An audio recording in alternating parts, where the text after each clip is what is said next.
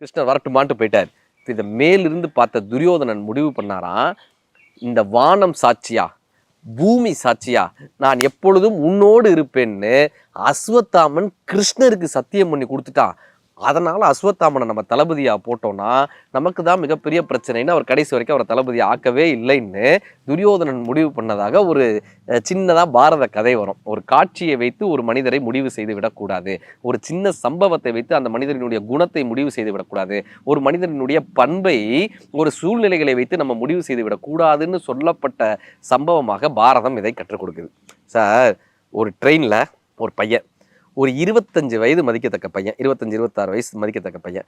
அந்த பையன் என்ன பண்ணுறான் சார், ட்ரெயினில் உற்சாகமாக 26 வயசு பையன் அப்பாவை கூப்பிட்றான். அப்பா அப்பா இங்கே பாருப்பா, மரமெல்லாம் பின்னாடி போகுதுப்பா, மரமெல்லாம் பின்னாடி போகுதுப்பா, அப்பா இங்கே பாருப்பா, அந்த அதானப்பா குயில் கத்துது பாருப்பா, அப்பா அப்பா இங்கே பாருப்பா, அந்த தண்ணி எல்லாம் ஓடுதுப்பா.